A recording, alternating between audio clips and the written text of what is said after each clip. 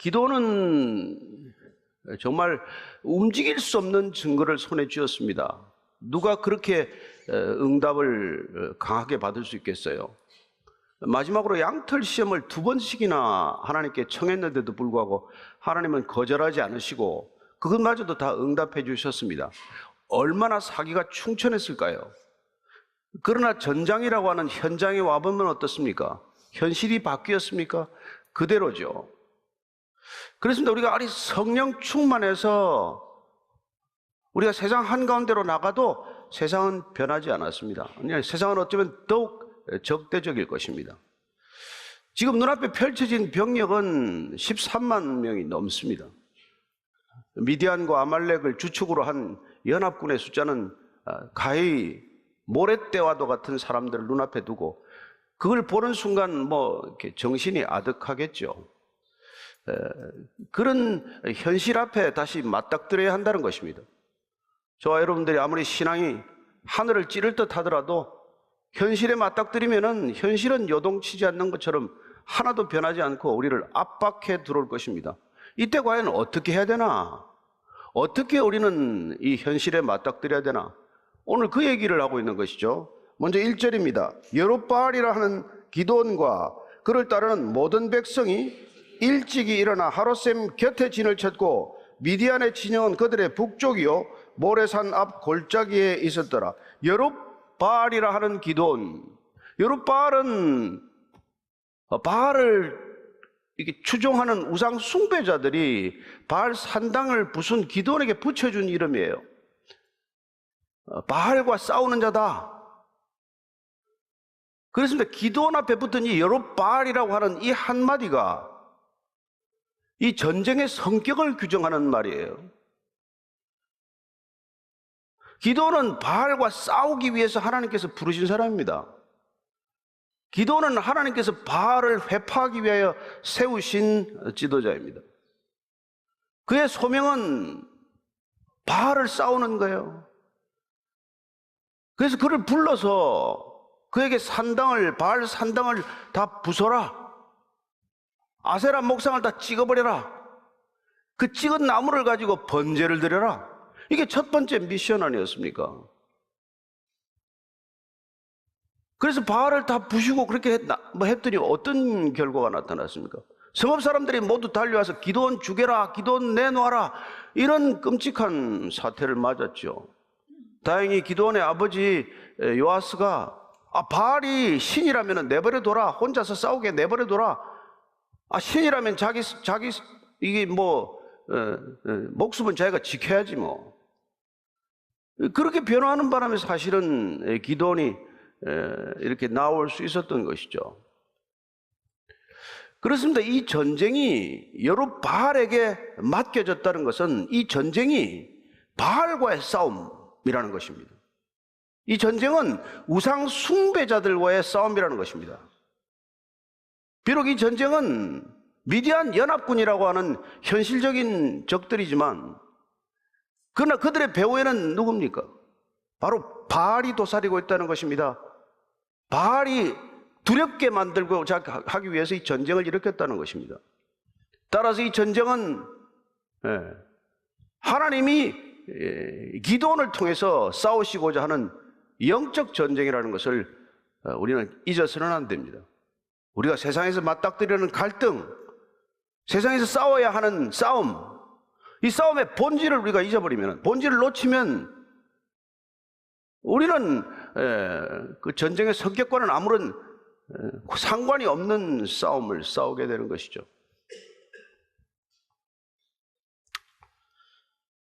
그렇습니다. 그들은 하롯셈 곁에 진을 쳤어요. 하롯이라는 게 두려움이라는 뜻입니다. 하필 그들이 진친 곳은 두려움의 샘 가까이에요. 원래 하롯셈이었는지 이스라엘 백성들이 두려워서 다 떠난 뒤에 그 샘 이름을 하롯셈이라고 불렀는지 모르겠지만 하롯이라고 하는 이 두려움은 하레드라는 동사, 두려워서 벌벌 떨다라는 데서 나온 말이에요. 사실 지금 그 모래떼 같은 그런 많은 이 군사들 병력 앞에 서면은 두려워서 벌벌 떨리는 것이죠. 두 다리가 후들후들 떨리는 걸 경험하게 될 것입니다. 그리고 미디안 족속들은 그 기드온이 진치고 있는 하롯셈 북쪽에 모레산에 진쳤습니다. 모레산이란 올가미 산이라는 뜻이에요. 누가 올가미에 걸릴지는 두고 봐야 합니다. 이스라엘을 올가미에 걸기 위해 달려온 자들이 진을 친 것도 올가미 산이지만, 그러나 올가미에 걸리는 건 하나님이 정하실 것입니다. 이 전쟁이 어떤 전쟁인지, 이 전쟁이 단순히 이스라엘을 황폐화시키기 위해서 무슨 약탈을 목적으로 하는 전쟁에 국한된 것이지, 아니면은 이 바알 추종자들이, 바알 숭배자들이, 우상 숭배자들이 그들의 우상을 지키기 위해서, 그들의 우상을 회파한 자들에게 두려움을 안겨주기 위해서 시작한 전쟁인지는 앞으로 어떤 전쟁인지를 통해서 밝혀지게 되겠죠. 그렇습니다. 이 여룹바알이 이런 사명을 맡게 된 이유는 무엇일까요? 이스라엘이 우상 숭배자들을 추종했기 때문입니다. 여러분, 우상 숭배자들, 이 바알 신을 섬겼던 자들은, 원래 가나안 땅에 있는 사람들은 원조 우상 숭배자들이에요. 이들을 쫓아내라고 이 땅에 들어온 이스라엘 백성들은 하나님의 백성이라고 하는 정체성을 놓쳐서는 안 되는 사람들이에요. 그럼에도 불구하고 그들은 들어와서 정작 그 정체성을 잃어버리고 우상 숭배자들이 사는 삶이 부러워서 그 우상 숭배자들의 삶을 추종하는 추종자들이 되고 말았다는 것입니다. 그게 오늘 여기까지 이런 사태의 전말이에요. 왜 이 지경에 이르렀나? 왜 여기까지 이르렀나? 그때나 지금이나 마찬가지예요. 왜 이 지경까지 왔나? 우상 숭배자들이 부러웠기 때문이죠. 그들의 삶의 방식을 따라가기 위해서 몸부림친 결과죠. 그러다 결국은 종이 된 것이죠. 이미 7년째 종노릇 하고 있어요. 이미 8년째 접어들은 겁니다. 그랬더니 웬걸 이번에는 떼거리로 몰려와서 아주 그냥 살육하겠다고 달려든 것이죠. 이 전쟁의 본질을 이해하지 못하면 평생 종노릇하며 사는 것이죠, 뭐. 여러분, 종으로 사는데 뭐 조금 종이 옷 좀 잘 입으면 뭐하고, 종이 뭐 좀 대접 좀 조금 더 받고 덜 받으면 뭐하며, 종이 월급 좀 더 받고 덜 받으면 무슨 소용이 있습니까?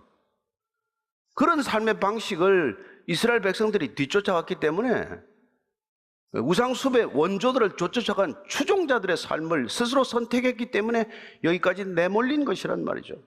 하나님이 그들을 구원하기 위해서 여룹바알, 바알과 싸울 수 있는 자를 세우신 것입니다. 2절 3절이에요. 시작. 여호와께서 기드온에게 이르시되 너를 따르는 백성이 너무 많은즉 내가 그들의 손에 미디안 사람을 넘겨주지 아니하리니 이는 이스라엘이 나를 거슬러 스스로 자랑하기를 내 손이 나를 구원하였다 할까 함이니라. 이제 너는 백성의 귀에 외쳐 이르기를 누구든지 두려워 떠는 자는 길라앗산을 떠나 돌아가라 하라 하시니 이에 돌아간 백성이 22,000명이요 남은 자가 10,000명이었더라. 정말 귀를 의심할 만한 얘기를 듣게 됩니다. 기드온은 어쨌건 나팔을 불고 백성들을 소집했더니 32,000명, 적은 숫자는 아니지만 모였어요.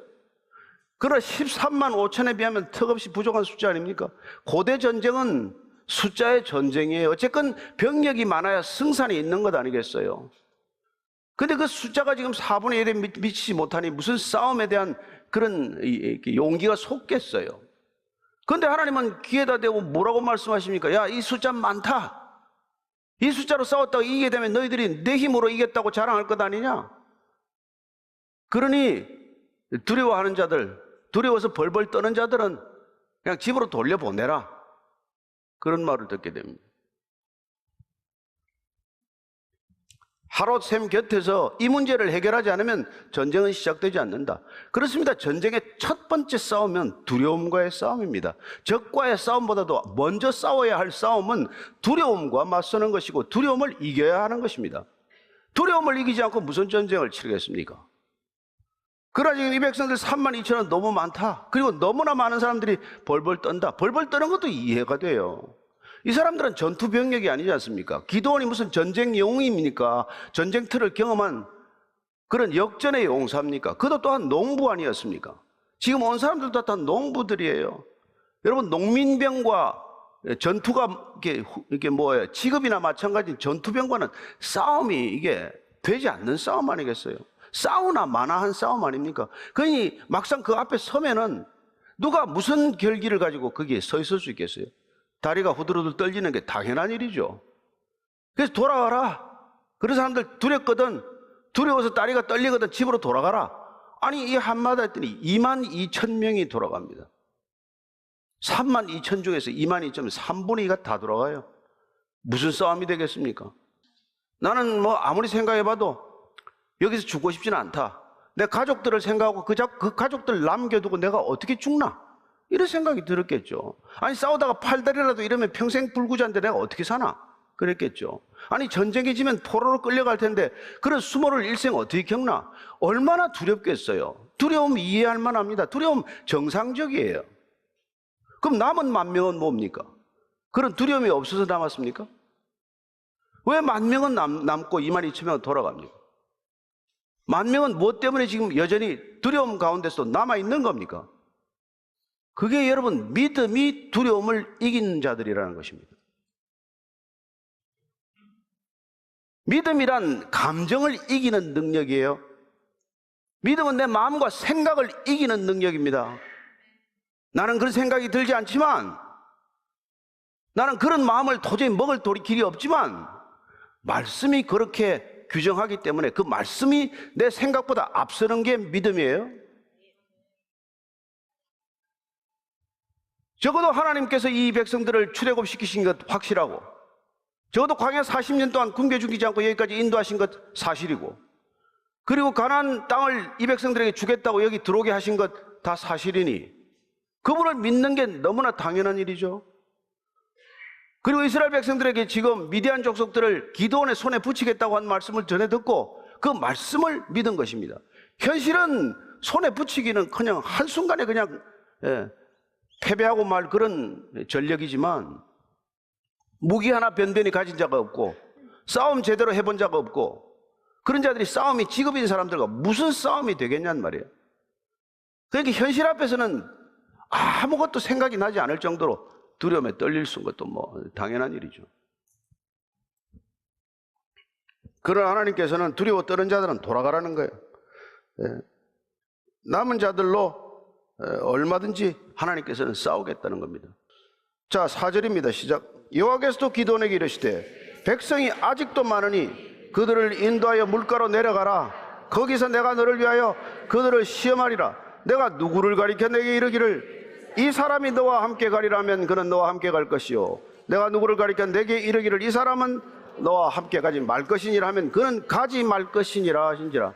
하나님께서 기드온과 지금 함께 갈 사람을 선정하시고 결정하시겠다는 거예요. 여러분, 하나님의 일은 하나님께서 결정하십니다.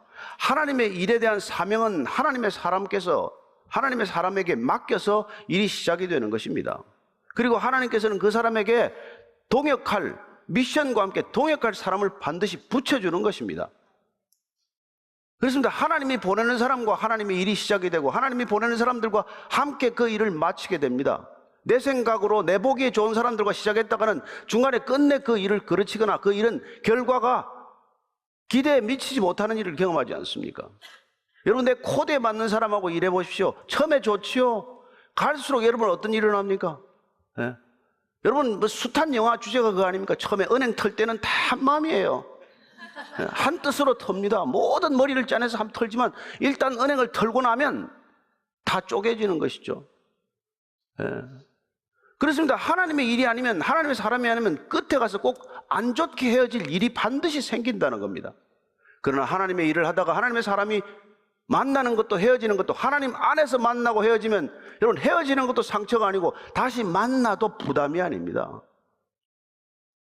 예. 이 교회도 마찬가지. 하나님 보내준 사람은 왔다 갈 수 있습니다. 예. 그래 갈 때도 그냥 인사하고 그냥 잘 가고 또 다시 또 뭐 한 번씩 또 구경도 오듯이 오기도 하고 그렇게 왔다 갔다 하는 거예요. 다 아버지 집 아닙니까? 어느 교회들 다 하나님의 집 아니에요? 근데 사람끼리 모이면 어떻습니까? 코드 맞는 사람끼리 모이면 어떻습니까? 잠시 좋죠. 잠시 좋죠. 그러나 결국 같이 하지 못할 일들을 하나님께서 꼭 이렇게 기어이 일으키고 마시는 걸 보게 됩니다. 그래서 꼭 뭐 상처 입었네, 뭐 어쩌네 이런 소리를 끝까지 듣게 돼요. 교회에서 이런 일 하지 마라, 이런 일 안 됩니다, 하나님이 싫어하십니다. 그런 일을 꼭 골라서 하는 사람들이 있습니다. 예. 여러분들은 정말 하나님만 의식하고 교회가 되기를 축원합니다. 교회를 다니는 사람은 이 교회 저 교회를 다니다가 일생 끝날 거예요. 그러나 교회가 되기로 작정한 사람, 교회가 되는 사람은 한 번 교회 되는 것으로 끝입니다. 어디를 가나 그분이 교회요, 어디를 가나 그 사람이 가는 곳에 교회가 탄생하는 바로 그 교회가 될 것입니다. 저는 여러분들이 교인이 아니라 교회 다니는 교인에 그치지 않고 여러분들 자신이 교회라는 그 생각을 끝끝내 놓치지 않게 되기를 바랍니다. 네. 그래서 하나님께서는 내가 너하고 가라는 사람하고 가라.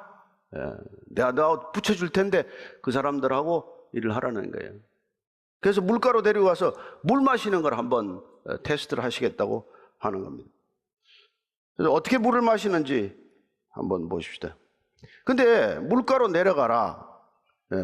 그래 놓고는 그러면 뭐 물 마시는 태도 하나 가지고 이게 그냥 하나님께서 그걸로 그냥 칼로 무 자르듯이 자르는 것입니까? 그럼 그걸로 능력이 다 분별됩니까? 그래서 꼭 우리가 300명이라고 하는 게 하나님께서 어떤 기준으로 그 300명을 택하셨는지 그걸 오늘 한번 잘 유의해서 살펴보시길 바랍니다.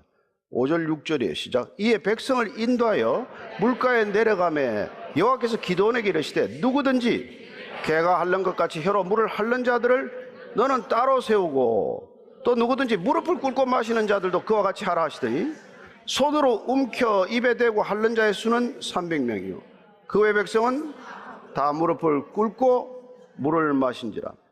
자, 물을 마시라고 했더니 물 마시는 태도는 모습은 딱 두 가지예요. 하나는 물을 떠서 손으로 이렇게 물을 마시는 겁니다. 물 다 흐르겠죠. 그러면 입술로 그냥 뭐 목을 축이는 정도 아니겠어요? 물이 뜨면 얼마나 뜨겠습니까? 그러나 그는 결코 무릎을 꿇거나 얼굴을 물에 박지 않습니다. 그러나 300명 이외에 나머지 9,700명은 어떻게 마신다고요?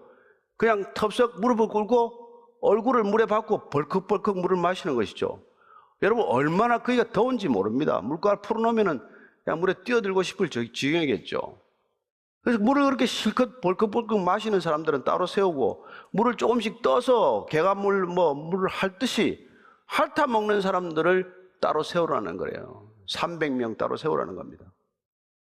그럼 이 300명은 왜 물을 손에 떠서 이렇게 먹고 있냐는 말이에요. 그는 물의 마음을 빼앗기지 않은 거예요. 그는 지금 물을 뜨지만 그의 눈은 사방을 바라보고 있는 것 아니에요. 그는 지금 전장에 나와 있다는 걸 자각하는 사람 아닙니까? 그는 적이 눈앞에 있다는 걸 의식하고 있는 사람 아니에요. 어쨌건 그는 군대 용어로 사주 경계를 하고 있는 거랑 마찬가지죠. 그는 소위 우리가 말하는 깨어있는 사람이라는 것을 알게 됩니다. 왜 그 300명인가? 물 마시는 태도 하나로 그렇게 사람을 다 판단할 수 있습니까? 우리는 그렇게 하나님한테 따지듯이 얘기할 수 있지만 하나님은 그렇게 안 해도 다 분별하시겠지만 어쨌든 물 마시는 태도 하나지만 거기에 그의 영적 상태가 고스란히 다 드러나 있다는 것입니다. 사실 이뿐이겠습니까? 우리가 앉아있는 태도를 하나 보거나 말하는 태도를 한번 보거나 어떤 걸 보더라도 사실은 그 모든 것들이 고스란히 다 녹아있고 들어있는 것이죠. 사람의 눈빛 하나만 보더라도 말투 하나만 보더라도 걸어가는 태도 하나만 보더라도 그 사람이 뭘 생각하고 뭘 어떻게 살아왔고 뭘 어떻게 될지 사실은 한눈에 다 드러나는 게 인생이란 말이에요. 그래 여러분 목마르기는 다 마찬가지예요. 다 물 지금 목마릅니다. 그러나 물에 정신없이 그냥 고개를 받고 마시는 사람하고 그냥 물 조금씩 떠서 말이죠. 물 조금씩 목을 채우는 사람하고 축이는 사람하고 이게 확연히 갈라진다는 거예요. 그래서 하나님께서 다시 기드온에게 얘기하십니다. 7절 8절에 시작. 여호와께서 기드온에게 이르시되 내가 이 물을 핥아 먹은 300명으로 너희를 구원하여 미디안을 내 손에 넘겨주리니 남은 백성은 각각 자기의 처소로 돌아갈 것이니라 하시니 이에 백성이 양식과 나팔을 손에 던지라. 기드온이 이스라엘 모든 백성을 각각 그의 장막으로 돌려보내고 그 300명은 머물게 하니라. 미디안 진영은 그 아래 골짜기 가운데에 있었더라. 그래서 이 물을 핥아 먹는 사람, 손으로 이렇게 떠서 사방을 지켜보면서, 어떤 사람들은 뭐 300명 남기려다 보니까 이 사람들이 남았다 이런 소리도 하지만은, 사실은 우리가 이걸 어떻게 해석해야 되냐면은, 우리가 어떤 신앙생활에 있어서 어떤 형편에 있든 어디에 가든 언제든지 깨어 있어야 한다는 것, 곧 하나님을 의식하고 있어야 한다는 거예요. 우리가 무슨 일을 하든 하나님을 의식하고 해야 한다는 것입니다. 기도조차도 하나님을 놓치고 할 수 있어요. 그게 여러분 내 생각대로 기도하는 것 아닙니까? 내가 답답하고 내가 일이 안 풀리면 내 생각 붙들고 내 일을 붙들고 기도하는 거지, 하나님 말씀 붙들고 잘 기도하지 않잖아요. 그래서 우리가 기도보다도 중요한 것은 기도를 들으시는 하나님이고, 내 답답한 일보다 중요한 것은 하나님께서 말씀하시는 그 말씀이 더 중요합니다. 이런 우리 신앙의 길을 회복하고자 하는 것 아니겠어요? 그래서 지금 기드온에게 이렇게 말씀하십니다. 이제 이 물을 핥아 먹은 사람, 하필 뭐 개처럼 핥아 먹다 해서 표현이 좀 이상하긴 한데, 그래도 하여튼 뭐 정신 바짝 차리고 깨어있는 사람들 데리고 전쟁을 하라는 거예요. 여러분 300명 가지고 무슨 전쟁을 합니까? 이 전쟁이 300명 가지고 하는 전쟁이 아니라는 걸 얘기하는 것이죠. 하나님의 전쟁이라는 것을 말씀하고 계신 것입니다. 여러분 300명이면 지금 10,000명, 그 지금 싸우겠다는 사람 그나마 10,000명이에요. 집에 돌아간 사람 22,100명, 10,000명은 그래도 내가 죽는 한이 있어도 한번 이 자리 지켜보겠다고 있는 사람들 아닙니까? 그러면 여러분 돌아가려도 안 돌아가야죠. 근데 그들도 다 돌아가지 않습니까? 그만큼 두렵단 말이에요. 돌아가겠다고 일부러 물을 뭐 벌컥벌컥 마시진 않았겠지만, 어쨌건 정신없이 물을 마셨더니 또 돌아가라 그러니까 뭘 쉬구나 하고도 돌아갔을 거예요. 근데 이 300명은 지금 마음이 어떻습니까? 이제 뭐 우리는 드디어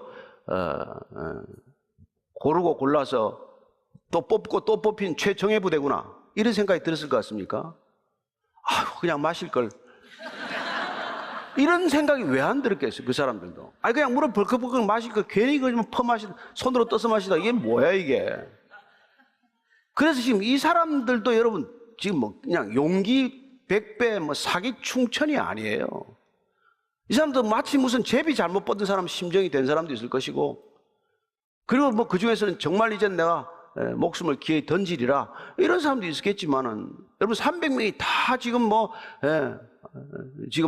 기도원과 함께 죽겠다 결사항전의 의지로 충만한 건 아니란 말이에요. 그래서 지금 하나님께서 그들을 머물게 하라. 머물게 하라는 건 사실 이 원래 뜻은 그들의 마음을 굳게 붙들으라고 해요. 그들의 마음을 굳게 붙들어 주라고 말합니다. 그러려면 기도원이 뭘 해야 이 사람들의 마음을 굳게 붙들겠어요? 하나님의 말씀으로 이들을 굳게 붙드는 수밖에 없어요. 하나님께서 내게 말씀하셨습니다. 이 미디안 족속을 내게 붙이겠다고 언약하셨습니다. 하나님의 백성들에게 하나님의 말씀보다 더 큰 능력이 어디 있습니까? 이 말씀을 믿으십시오. 이 말씀을 붙드십시오. 그래야 여러분은 안 흔들립니다. 여러분 전쟁은 내가 흔들리지 않아야 싸우는 거예요. 다리가 흔들려서는 못 싸우는 것이죠. 열왕기상 19장 18절을 보면 이런 말이 있죠. 시작. 그러나 내가 이스라엘 가운데 7,000명을 남기니 다 바알에게 무릎을 꿇지 아니하고 다 바알에게 입 맞추지 아니한 자라. 아무리 어려운 시대도 하나님께서는 이런 자들을 남겨두셨다는 것입니다. 이걸 남은 자라고 부르지 않습니까? 저와 여러분들도 이 시대 남은 자인 것을 믿습니다. 우리가 남은 자들과 함께 이 구원에 대해 역사를 이루어갈 것입니다.